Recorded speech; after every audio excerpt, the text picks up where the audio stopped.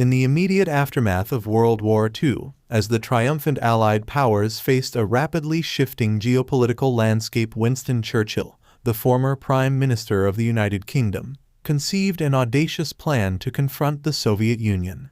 Dubbed Operation Unthinkable, this covert strategy aimed to check the growing influence of Joseph Stalin and the spread of communism into Eastern Europe. This video explores the genesis, details, and implications of Churchill's plan during a critical juncture in the early years of the Cold War. As the dust settled after World War II, Churchill, who had been a staunch ally of the Soviet Union during the conflict, became increasingly alarmed by the aggressive posturing of Stalin.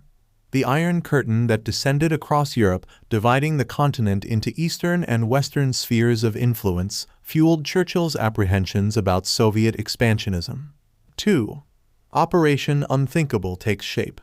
In the summer of 1945, as tensions escalated between the Western Allies and the Soviet Union, Churchill ordered the development of a contingency plan to confront the Soviets militarily. The plan, codenamed Operation Unthinkable, was drawn up by British military planners and envisioned a scenario where Allied forces would engage Soviet forces in Eastern Europe. 3. Scope and objectives.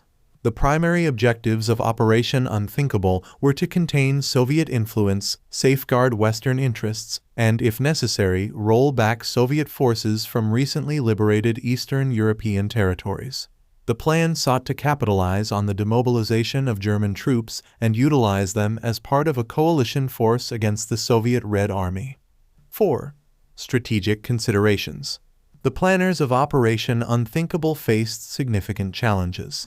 The demobilized German forces were seen as a potential liability, and the logistics of coordinating a multinational coalition were daunting. The plan also considered the potential use of nuclear weapons, which were still in their infancy but had demonstrated devastating potential in Hiroshima and Nagasaki. 5. The unthinkable scenario. The hypothetical scenario envisioned a surprise attack on Soviet forces in Germany, Poland, and other Eastern European countries.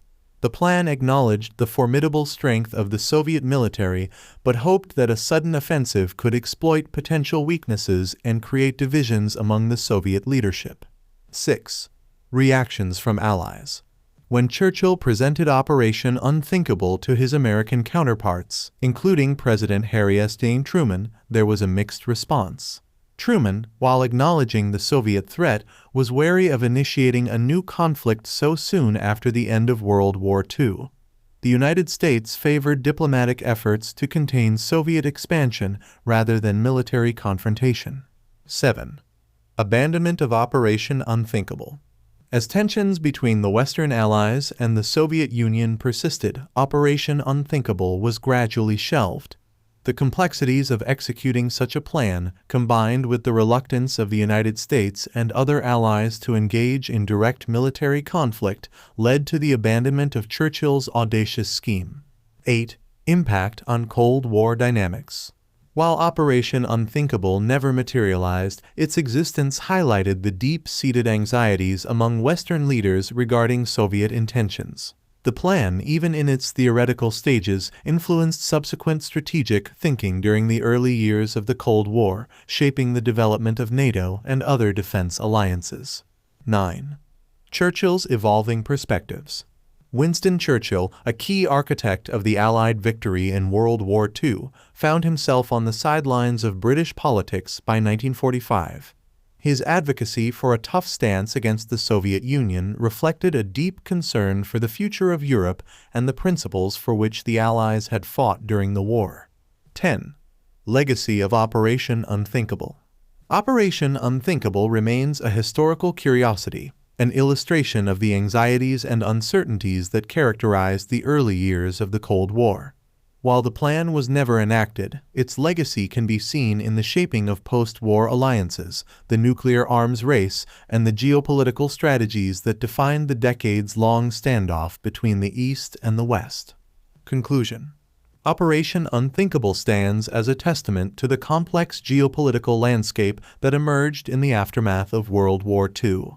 Churchill's audacious plan, while ultimately deemed unfeasible and abandoned, reflects the strategic uncertainties and shifting alliances that marked the early years of the Cold War. The legacy of Operation Unthinkable reverberates in the annals of military history, underscoring the delicate balance of power that defined the post-war era.